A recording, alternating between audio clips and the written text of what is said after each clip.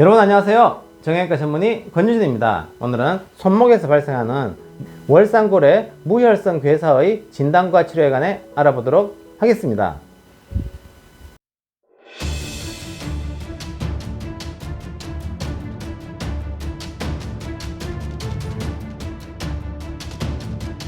손목에 발생하는 월상골의 무혈성 괴사란 것은 월상골의 혈액 공급이 차단됨으로써 월상골이 괴사가 되면서 점진적인 손목 통증과 손목 운동 기능 저하, 결국에는 손목에 관절염이 발생하는 그런 질환입니다. 월상골의 무혈성 괴사의 진단으로서는 엑스레이를 찍어보면 어느 정도 알 수 있는데요. 초기에는 엑스레이상 발견이 안 되는 경우도 있고요. 그 외에 MRI를 찍어보면 초기와 진행된 경우 모두 진단을 할 수가 있겠습니다. 치료는 무혈성 괴사의 초기에서는 1단계에서는 약물과 경구 관찰을 할 수가 있지만 진행이 된 경우에서는 수술적 치료를 하게 되는데요. 질병의 정도, 환자의 증상에 따라서 다양한 수술적 치료를 할 수가 있겠습니다. 월상골의 무혈성 괴사의 역학을 살펴보게 되는데 먼저 빈도를 살펴보게 되면 주로 20세에서 40세 남자에게서 호발하는 것으로 되어 있고요. 손을 많이 썼다든가 아니면 과거에 다친 적이 있다든가 하는 외상력이 있는 경우가 많겠습니다.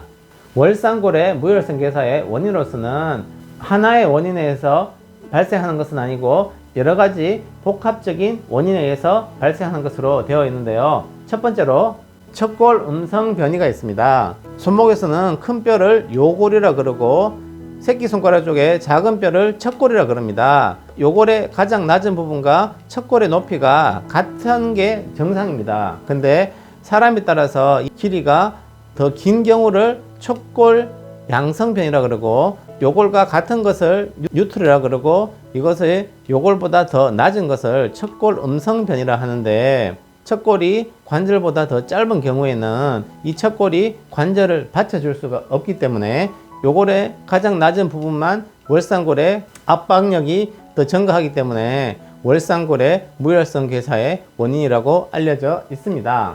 두 번째로는 요골의 경사도 감소입니다. 정상적인 요골의 경사도보다 이것이 더 낮다. 그러면 이렇게 완만한 경사도를 보이는 경우에 역시 월상골이 요골과 닿는 부위에 압박력이 더 증가함으로써 월상골의 무혈성 괴사의 원인이 되고요.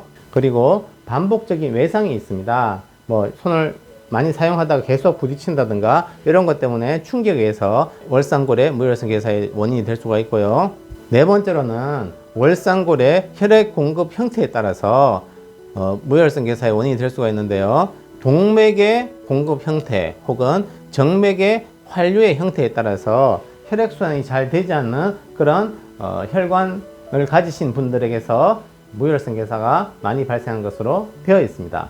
구체적으로 월상골의 혈관 형태를 크게 세 가지로 나눌 수가 있습니다. 동맥이 이렇게 Y 형태로 피를 공급하는 경우, 동맥이 이런 X자로 공급하는 경우, 아니면 I 형태, 동맥이 딱 하나만 있는 경우, 이렇게 세 가지로 크게 나눌 수 있는데 주로 이 I형인 경우, 혈관이 하나밖에 없을 때 이 혈관이 막힌다든가 손상이 된다든가 그랬을 때 무혈성 괴사가 발생할 수 있는데 이런 형태일 때 약 31%에서 무혈성 괴사가 발생하는 고위험군으로 알려져 있습니다. 하지만 이런 혈관의 형태는 자기가 타고나기 때문에 어떻게 할 수 없는 그런 위험 요소가 되겠습니다. 월상골의 무혈성 괴사를 엑스레이와 MRI에 따라서 4단계로 나누게 됩니다. 1단계, 2단계, 3의 A단계, 3의 B단계, 4단계 이렇게 나눌 수가 있는데 각 단계의 형태를 대충 살펴보게 되면 1단계는 엑스레이는 정상입니다. 하지만 MRI 찍었을 때 안에 무혈성 괴사가 발견되는 경우 2단계는 엑스레이상 뼈가 이렇게 주저앉지는 않았지만 약간 이렇게 하얀 게 증가하고 색깔이 주위가 달라지는 경우 3의 A단계는 월상골이 살짝 주저앉습니다. 콜랩스, 붕괴가 돼서 살짝 정상 월상골보다 높이가 낮아지는 경우 3의 B에서는 월상골이 더 짜부라든 경우 그리고 4단계 마지막 단계에서는 월상골이 완전히 짜부라들면서 주위 수근골이랑 손목 관절의 관절염이 같이 동반된 경우로 나눌 수가 있겠습니다. 그럼 다시 1단계부터 진단과 치료에 관해 살펴보도록 하겠습니다. 리치만 분류 1단계 가장 초기 단계에서는 엑스레이만 봐서는 정상입니다. 하지만 MRI 찍어보니까 정상적으로 주위 정상뼈들은 하얗게 보이지만 여기만 까맣게 보이는 경우, 이건 보고 1단계라고 할 수 있고요. 치료로서는 1단계일 때는 고정, 반기부스나 보조기 이런 걸 사용하고 약물 치료를 같이 할 수가 있겠습니다. 2단계일 때 엑스레이 상에서는 살짝 경화 소견이 보입니다. 옆에 있는 다른 뼈에 비해서 약간 뿌옇게 보이는 경우, 월상골의 높이는 정상입니다. 뼈가 짜부러들지는 않은 경우지만 MRI 봤을 때는 아까 1단계처럼 까맣게 보이는 그런 경우 보고 2단계라고 알 수가 있고요. 이때 여러 가지 수술 방법이 있습니다. 이게 뭐 척골이 짧아져 있을 때는 척골을 늘리는 경우도 있을 수 있고, 이제 요골의 경사도가 너무 낮은 경우 요골의 경사도를 올리는 수술, 이런 여러 가지 수술 방법이 있는데 지금 가장 많이 사용하는 방법은 혈관을 포함한 골 이식술, 이것을 월상골 무혈성 괴사할 때 가장 많이 하는 수술이 되겠습니다. 3단계가 됐습니다. 3단계 되면 월상골이 붕괴가 됐다 그래서 컬랩스, 약간 짜부러들었다는 뜻입니다. 정상 월상골에 비해서 좀 이렇게 크기가 줄었습니다. 이제 키가 높이가 좀 줄면서 주상골이 이제 회전되기 시작합니다. 이게 키가 작으니까 자기 위치를 못 찾아서 위치에서 벗어나기 시작하는 거. 역시 여러 가지 수술 방법이 있지만 가장 많이 사용하는 방법은 혈관을 포함한 골 이식술, 뼈를 이식하는 그런 수술 방법을 주로 많이 사용하겠습니다.